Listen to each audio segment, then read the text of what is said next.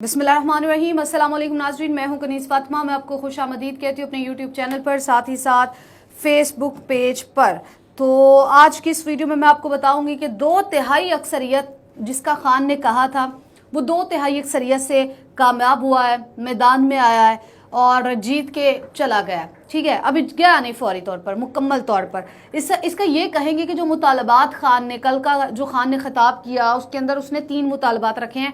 नैब कवानीन के हवाले से उन्होंने कहा था कि हम सुप्रीम कोर्ट में जाएंगे। खैर वो आज सुप्रीम कोर्ट चले गए, वहाँ पर जाके कुछ मुकालमे हुए और नैब कवानीन के हवाले से अब उनको वापसी के हवाले से अब उसके ऊपर सुप्रीम कोर्ट का फैसला जो है वो आना है अभी। लेकिन उसके ऊपर मैं थोड़ा सा आपको ये बता दूं कि वहाँ पर जो दलाइल हुए उन्होंने उसमें जो सुप्रीम कोर्ट की जानिब से कहा गया था वो ये कहा गया था कि नैब तरामीम जो की गई हैं वो कवानीन के खिलाफ है, इस वजह से उसके ऊपर उन्होंने तलब कर लिया है हुकूमती रहनुमाओं को। एक तो ये बात हो गई। दूसरा मैं ये बता दूं कि कप्तान को अब रोकना नामुमकिन है। कप्तान पंजाब में भी आ गया और कप्तान पूरे विफाक में भी आएगा। एक बार फिर 2/3 अक्सरियत से जो खान ने कहा था, अब बेसिकली 6 वजूहात की बिना पर ये इम्पोर्टेड गवर्नमेंट जो है वो ये मैंडेट हार गई, वो ये इलेक्शन हार गई।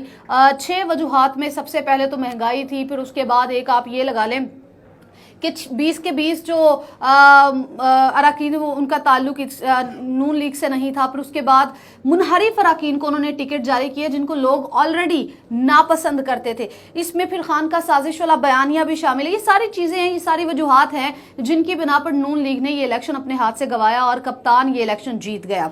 कहीं ना कहीं आके हमें कप्तान की पोजीशन मजबूत नजर आई, क्योंकि कप्तान ने इदारों के ऊपर भरोसा नहीं किया, क्योंकि कप्तान ने अवाम के ऊपर भरोसा किया है। कप्तान ने अदालत लगाई, वो भी अवामी अदालत लगाई। अवाम ने अपना फैसला सुना दिया कि अवाम को कोई और नहीं, अवाम को बैगर्स नहीं चाहिए, अवाम को मुसल्लत करदा लोग नहीं चाहिए, अवाम को साजिश के साथ दाखिल हुए लोग नहीं चाहिए, अवाम को चाहिए एक सच्चा लीडर। तो इसका हमने अमली मुजाहरा देख लिया। अब क्या है जी, इम्पोर्टेड हुकूमत को इन्होंने छोड़ना नहीं है। खान साहब ने एक हिकमत अमली तैयार की गई है, उस हिकमत अमली के ऊपर, उस प्लानिंग के ऊपर जो है वो अमल दरामद करना शुरू कर दिया है।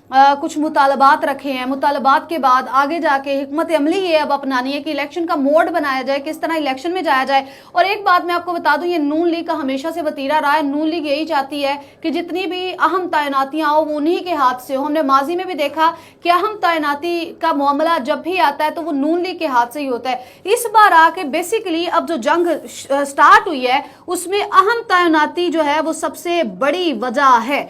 अच्छा जी, एक ऑफ द रिकॉर्ड मैं बात बताती हूँ। इस अहम तैनाती ने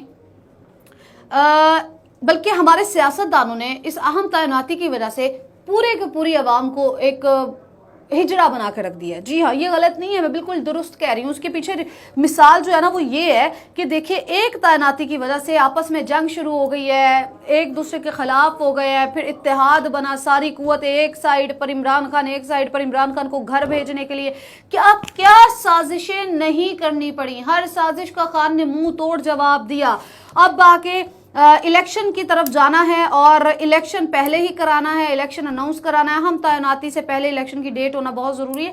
अच्छा जी, अब देखना ये कि किस तरह से अब जाके ये जो गवर्नमेंट है, इम्पोर्टेड हुकूमत जिसको हमारे सरों पर मुसल्लत किया गया है, ये अब क्या करती है। अब इसने ना एक ही अपने पास एक ही मोहरा रखा हुआ है और वो है फॉरेन फंडिंग केस का मोहरा। अब ये लोग क्या करेंगे, फॉरेन फंडिंग केस को बुनियाद बनाकर इनका अब जो आगे जाके प्लान है ना, वो प्लान ये है कि यहाँ पर इन लोगों ने कहा है कि ठीक है, आगे जाके ये नैरेटिव ये अपना बनाएंगे, बिल्ड करेंगे, बल्कि बिल्ड करना शुरू कर दिया कि सियासत के ऊपर हमने रियासत के ऊपर सियासत को तरजीह दी, अपनी सियासत को कुर्बान किया। किसकी खातिर? रियासत की खातिर, बहुत मुश्किल फैसले करने के बाद। अब आगे जाकर ये क्या करेंगे, ये कहेंगे कि ठीक है, देखिए जब पंजाब में कप्तान जीता था तो हमने कोई धांधली का कोई कुछ नहीं कहा, हमने चुप करके बड़े ग्रेसफुल तरीके से हमने रिजल्ट्स को एक्सेप्ट किया। हमने ये एक्सेप्ट किया कि कप्तान जो है उसने मैदान मार लिया। लेकिन जनरल इलेक्शन से पहले पहले ये फॉरेन फंडिंग केस का मामला उठाएंगे ताकि खान और पीटीआई का नामो निशान खत्म करने की ये कोशिश करेंगे। ये ओछी हरकतें जो हैं ये इनके ऊपर अपने ही ऊपर पड़ जाएंगी। अब शीरी मजारी साहबा के घर के ऊपर भी ये नजर रखे हुए हैं। ये हुकूमत का खौफ का आलम देखिए कि शीरी मजारी के घर के ऊपर नजर रखे हुए। असद उमर साहब ने इस बात की तस्दीक की है। असद उमर साहब ने ये बात की है कि ये डॉक्टर साहिबा से डरते हैं, इनको पता है कि आगे जाके हालात इनके हाथ से मजीद निकल जाएंगे। इस वजह से इन्होंने अब क्या करना शुरू कर दिया, सिर्फ शीरी मजारी ही नहीं बल्कि मुख्तलिफ जो पीटीआई सीनियर रहनुमा है उनके घरों के ऊपर नजर रखना शुरू कर दिया।